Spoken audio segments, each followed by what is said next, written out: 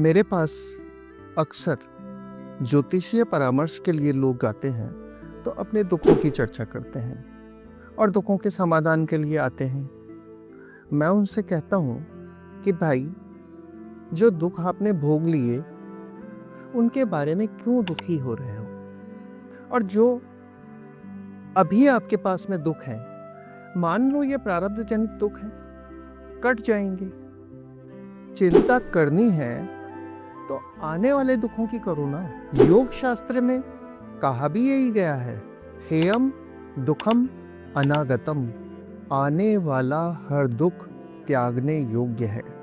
बाकी जो पुराना था और जो चल रहा है वो तो सिर्फ आपके कर्मों का फल है, जिसको भोग लिया। जो भोग लिया है उसके बारे में दुखी होने की कोई जरूरत नहीं है। अभी जैसे सावन चल रहा है तो सावन में तो हेयम दुखम अनागतम के लिए इस धर्म की सिंधु के किनारे आध्यात्मिक धरातल के ऊपर एक पैक्ट हुआ था, सनातन पैक्ट है, और वो हम सब लोग करते हैं, उसी को आप फॉलो करो। जब मैंने उनको थोड़ा उस बारे में लोगों को बताया कि ये पैक्ट क्या था, तो लोगों की जिज्ञासा हुई। तो उन्होंने कहा, सर ये सावन के अंदर हम लोग जल क्यों चढ़ाते हैं? मैंने कहा, भाई यही तो पैक्ट है। देवताओं और असुरों ने मिलकर के एक समुद्र मंथन किया, क्षीर सागर का मंथन किया। बोले हाँ सर, भागवत में ये कथा आती है। मैंने कहा, ये भागवत में नहीं आती है, कमोबेश सभी ग्रंथों में कथा आती है। यहाँ पे एक तरफ देवता है, एक तरफ असुर है, और क्षीर सागर का वो मंथन कर रहे हैं। इस पूरी कथा के अंदर एक जो चीज निकल करके आती है कि दो विपरीत विचारधारा के लोग मिलकर के एक प्रोजेक्ट की शुरुआत कर रहे हैं, और उसके अंदर से सब कुछ निकल रहा है। हलाहल विष निकल रहा है, अमृत निकल रहा है, कामधेनु निकल रही है, कौस्तुभमणि निकल रही है, पारिजात निकल रहा है, दरिद्रा निकल रहा है, सब कुछ है। किसी के ऊपर कोई विवाद नहीं है, सबके ऊपर हक बराबर है। हर आदमी अमृत पीना चाहता है लेकिन विष नहीं पीना चाहता।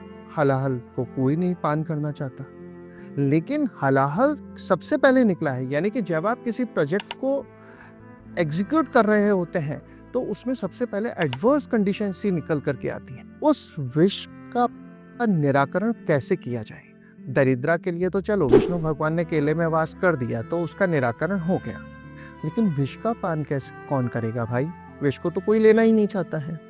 तो उस समय पे तात्कालिक रूप से वहां पे जो ऋषि थे उन्होंने कहा कि एक है भगवान शिव, उनके पास में जाकर के आप अपनी विनती करो, अपने बारे में उनको बताओ कि हमारे पास में ये समस्या है, तो वो इसका निराकरण करेंगे।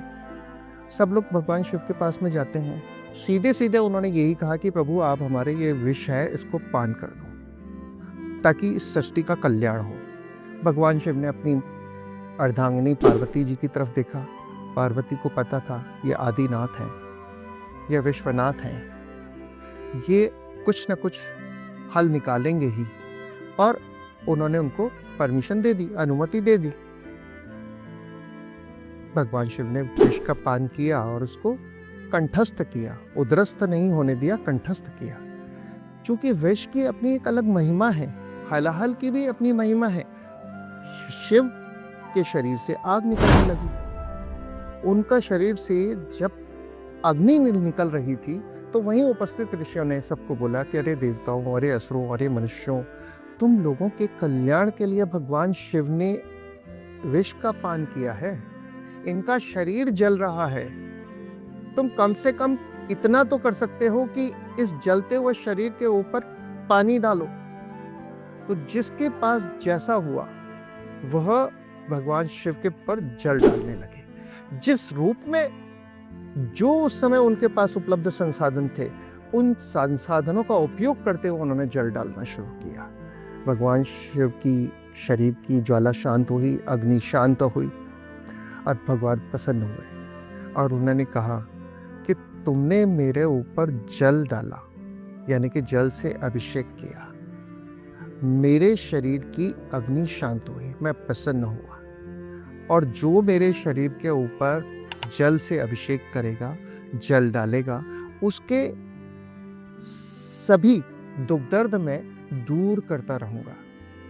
और सब लोगों ने बड़ी खुशी खुशी भगवान को ये वायदा किया कि हम पूरे सावन में आपके ऊपर जल डालेंगे, आप हमारे जीवन के दुख दर्द लेते रहो।